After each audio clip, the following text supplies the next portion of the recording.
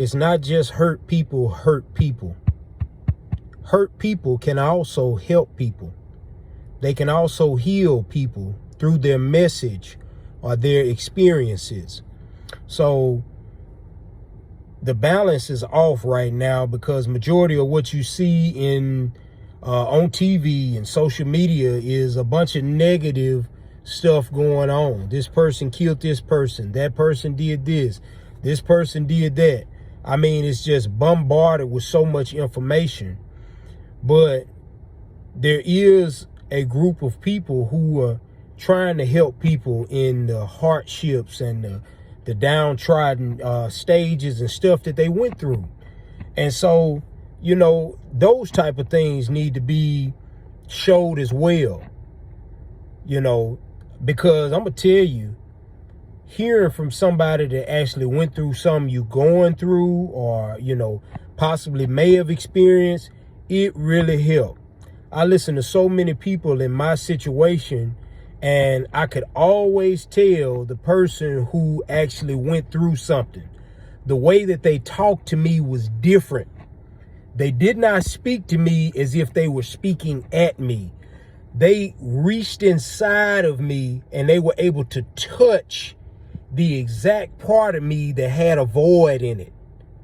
Why? Because they experienced something similar, whether it was worse, whether it was smaller, it does not matter. It's that person knew how to talk to you because they experienced a similar situation. A lot of times, I'm gonna give you a quick example and then I'll leave it alone.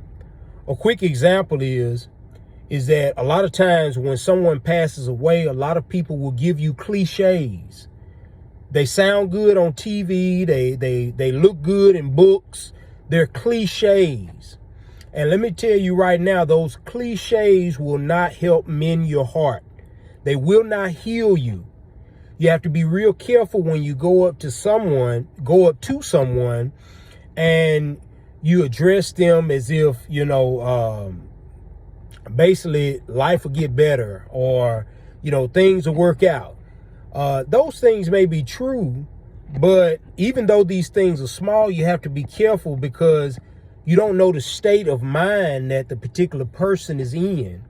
And so when that person is in a bad state of mind or a state of mind to where they don't want to receive certain things, those little small cliches don't help. But if you have somebody that says, they come up to you and instead of giving you a cliche, they say, hey, I'm gonna drop some food off by the house. Hey, I left a package with your father, your mother, your sister. You know, hopefully, you know, y'all go get the family something to eat. Hey, here's a guy, here's a car, here's a guy number. I think he'll be real good to help you in your situation. Okay, what you're doing now is you're encountering a person who has actually went through something. So what they do is they realize you're in need right now, whatever that need may be. So what they do is they immediately go to your need instead of, I'm going to give you a cliche in passing. It's no different than if you see somebody every day and then when you see them and you greet them, you be like, how you doing? Well, a lot of times people are not really wanting to know how you're doing. What they're looking for is a quick few seconds, a little quick answer, and so we can get to whatever part of the conversation we need to get to, or hey, you know, I'm gonna go ahead and say goodbye type thing. And so you have to be careful when you're giving a person who has lost somebody a cliche, because cliches do not work. You have to go to the immediate need of that person. Something that was said to me that made a lot of sense when I was at the Memphis School of Preaching. It was, people don't care how much you know until they know how much you care. And that is the truth of the matter. People will never want to receive your message that you're trying to tell them unless they know how much you care.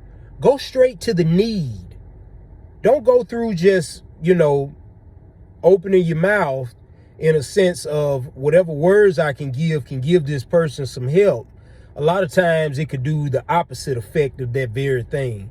Show them how much you care, and by doing something. And no, this does not always mean it has to be monetary.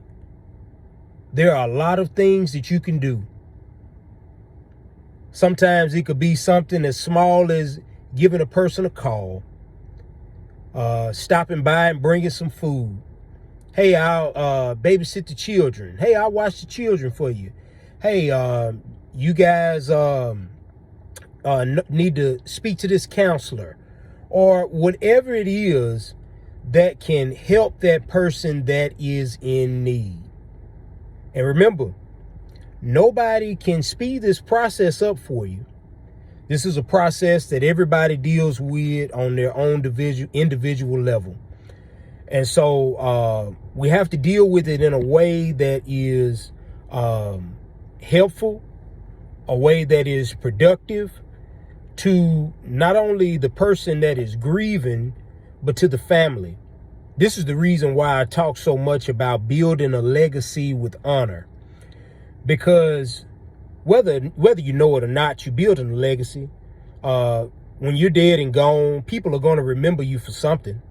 Even if it's something that you didn't actively involve yourself in, they're going to remember you. They may remember me as the FedEx man. They may remember me as, a preacher. They may remember me as a husband. They may remember me, as a father.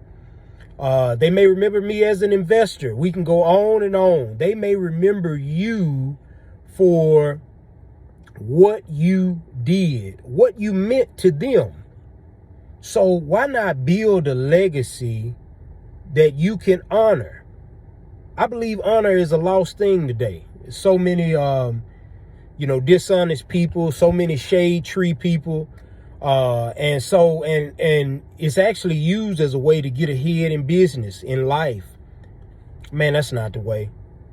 And I'm not trying to preach to you at this moment, but I am trying to get within, like I used to tell my friend Brian Cowan, put a stain on the brain.